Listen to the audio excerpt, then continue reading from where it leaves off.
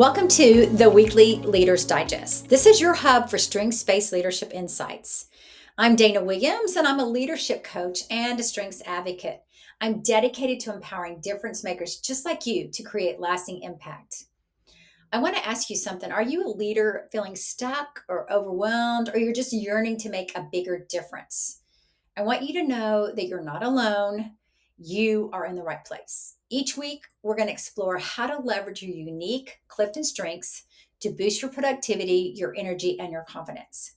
Whether you're a seasoned executive or emerging leader, this podcast is your weekly dose of inspiration and a practical strategies for you to unlock your unique full potential. So let's dive in and ignite your leadership journey. So we are on the third week of November, which is November the 19th. Steven Kotler, he wrote an amazing book, The Art of Impossible. I don't know if you've read it. If you haven't, put it on your list.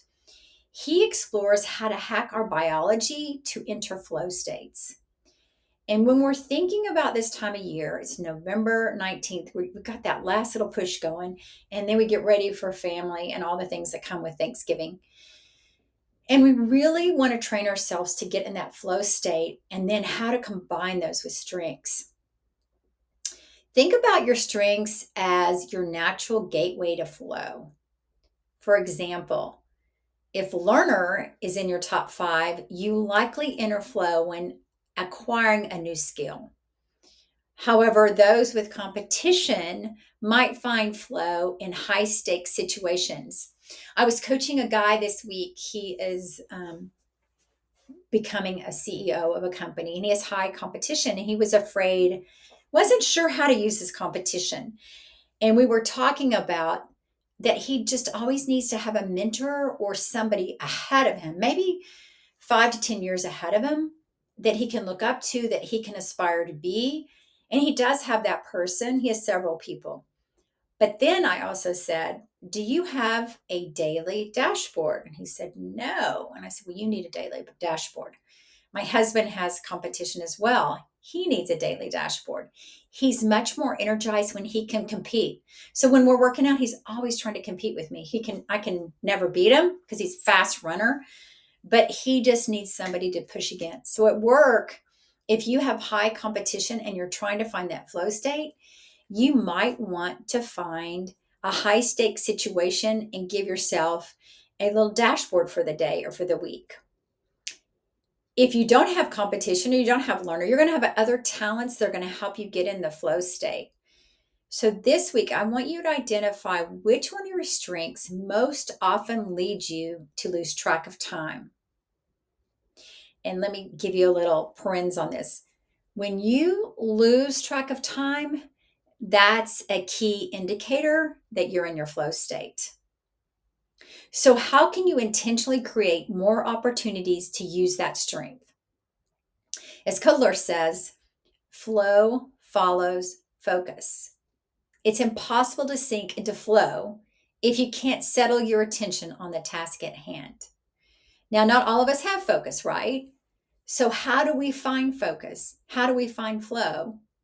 We look for those times when we're working and we lose a track of time. That's when we're in flow. So your moment, your mindfulness moment this week is I want you to reflect on a recent flow state experience. Hopefully you had one in the last month. If you didn't, go back a little further. If not, let's create one. If you can remember a flow state experience, and you're going to have to remember the key is to think through when you lost track of time. I want you to think, and in that moment in time, which of your strengths were you using? And how can you recreate those conditions more often? Ideally, we want you to create those every day. And that's why we created the Strengths Journal, which helps you live intentionally based on your strengths every day, because you're going to put down your what your intention is for the day and why, and then you're going to write down your top 3 things you want to get done that day and then assign a strength to it. That's the magic. So I want you to think about doing that to get in that flow state. I can't wait to hear from you and hear what you came up with. Please feel free to reach out to me And I want to thank you for tuning in to this week's weekly Leaders Digest. I want you to remember one thing: you are unique, and there's no reason for you to settle for anything less than being a difference maker with impact. I truly believe that when you embrace your uniqueness, you'll find yourself more productive, more energized, and more confident in your leadership.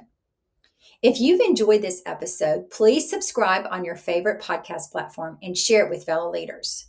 Your feedback in the form of ratings or reviews means the world to me, and I personally read each one. If you're ready to take the next steps in your leadership journey, I want you to visit our website at danawilliamsco.com. And then you can schedule a discovery call or pick up your copy of the Strengths Journal. This is your daily companion for harnessing your unique strengths and amplifying your impact. Until next week, this is Dana reminding you that strengths are your superpower. Use them every day. Until then, we'll talk to you next week.